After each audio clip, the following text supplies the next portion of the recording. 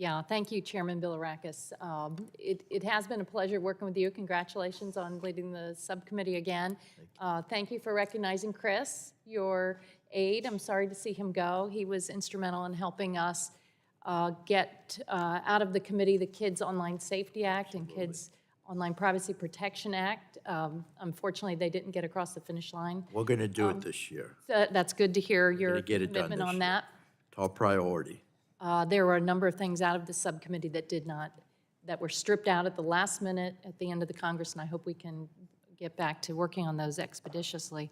But I know we're gathered here today to talk about AI and advanced manufacturing, and it just seems like it's vital that we continue to build on the success of the past few years, and Dr. Reynolds highlights a lot of the progress in her testimony. She says, the U.S. has made significant strides in the past few years to rebuild these capabilities with largely bipartisan support in semiconductors, critical minerals, defense, and energy infrastructure, and that the bipartisan infrastructure law, the CHIPS and Science Act, the Inflation Reduction Act, has led to manufacturing, construction spending having been tripled since 2021, $450 billion of private sector investment in semiconductor production over 40 facilities, approximately $80 billion of private sector investment in clean energy across 200 manufacturing facilities, particularly batteries, a crucial area for U.S.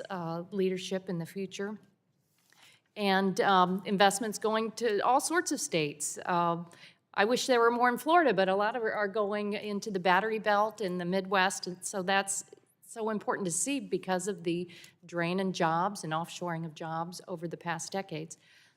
But this hearing does seem like a big disconnect today because right at the outset of the new Trump administration, they threw a wrench into so much of the progress that we've been making. They illegally shut down loans and grants that, I focus a lot on the Department of Energy.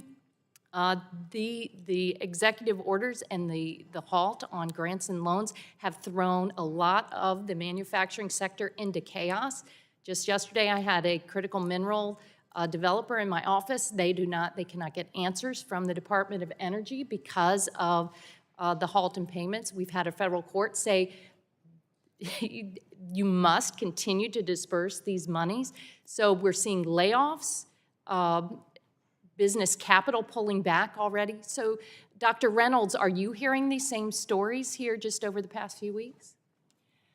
Thank you for that question and for raising what is a very concerning situation right now in the country.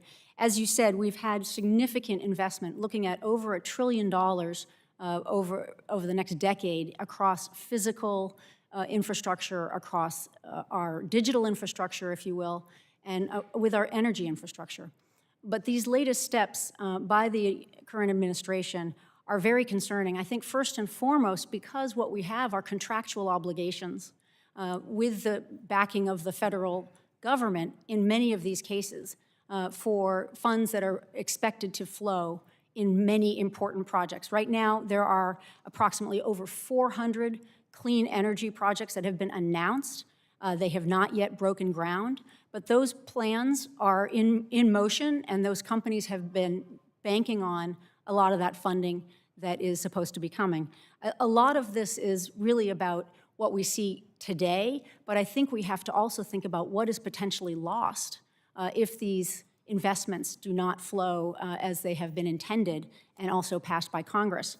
Right now, what some estimates are, certainly recently by Johns Hopkins, is that if the IRA pulls back on a lot of these investments, what we're going to see is foreign countries, including China, stepping in, and that U.S. companies and the U.S. as a whole are at risk of losing approximately $50 billion in annual lost exports, et cetera. So the stakes are enormous. We've already got tremendous momentum, and as you said, many states across the country who are benefiting from these investments, communities in benefiting as well as the workers.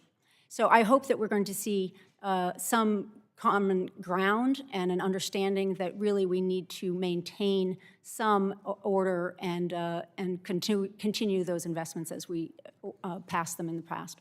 Thank you. I agree. I think China is cheering this on. Any wrench that is thrown into building up our advanced manufacturing and AI and progress is to the detriment of our people.